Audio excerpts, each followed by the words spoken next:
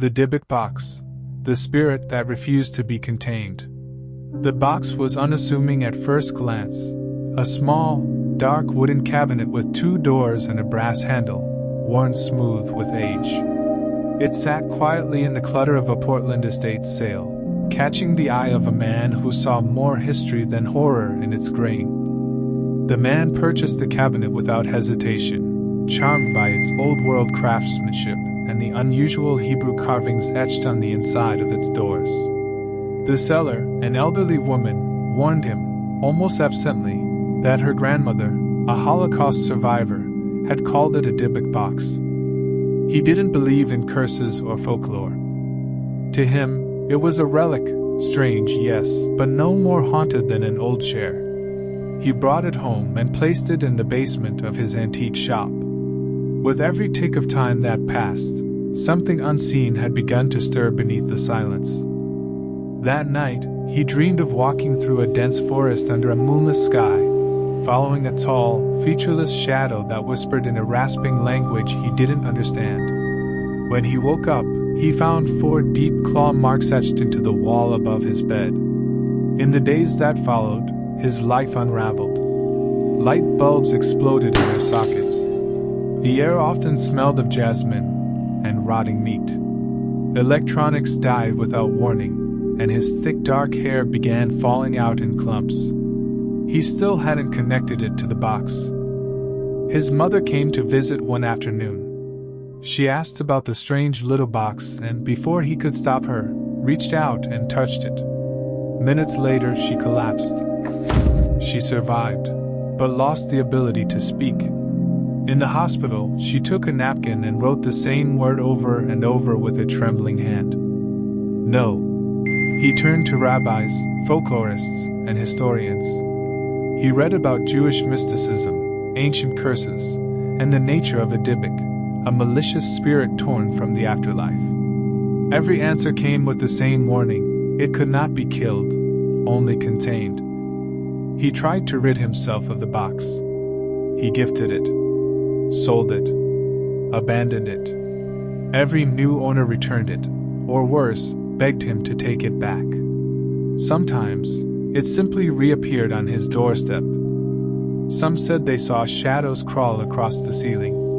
Others heard the voices of the dead. One museum curator who sealed the box in a vault was hospitalized after a freak accident. Kevin kept the box locked in a heavy cabinet in his basement, sealed with iron nails and wrapped in salt lines. He thought containment would be enough. But the dreams became worse, nightmares soaked in screams and static, and always the scent of jasmine. Kevin began recording his experiences, hoping evidence would help others believe what he was enduring. But the recordings were always corrupted, filled with shrieks, whispers in Yiddish, and eerie static. At night, he heard footsteps circling his bed, and each morning, he found scratches across his chest that hadn't been there before. One night, desperate and trembling, Kevin whispered into the box, begging the spirit to leave him alone. The air grew cold, his breath visible. The lights died. And for a full minute, there was only silence, until something inside the box began to knock. The next day, Kevin's friend Jamie came to check on him. Jamie, a former skeptic, left the shop pale and speechless, refusing to ever return. "It looked at me," he said later. "It knew my name." Kevin's antique shop soon developed a reputation. Locals whispered of cold spots and strange sounds near the cellar. Customers left mid-conversation, eyes wide and confused. No one stayed long. Eventually, the shop was forced to close. Determined to end it, Kevin contacted a Hasidic rabbi experienced in spiritual bindings. The rabbi agreed to perform a sealing ritual but warned Kevin. Once sealed, it cannot be opened by anyone. During the ritual, the rabbi chanted sacred verses while sprinkling oil and wine over the box. The room pulsed with unnatural cold. Lights flickered. Kevin thought he saw faces in the dark, distorted, screaming, reaching out. When it was over, the rabbi wrapped the box in thick linen, sealed it in a wooden crate, and marked it with sacred symbols. "Bury it," he said. "Bury it where no one will find it." Kevin drove for hours into the forested hills of Oregon, finding a remote place near an abandoned logging trail. He buried the crate 6 feet deep beneath the mossy earth, whispering prayers he didn't fully understand. For months afterward, Kevin slept without dreams. The shop stayed closed, and his hair began to grow back. The air around him lightened, and he thought perhaps the nightmare had ended. Until the postcard arrived. The handwriting was his own, though he'd never written it. Kevin drove back to the forest. The grave was undisturbed, but the box was gone. All that remained was a perfect square of dead grass. That night, the dreams returned, more vivid than before. A woman with no eyes walked over his bed, whispering in tongues. The scent of jasmine thickened the air. The box wanted to be found.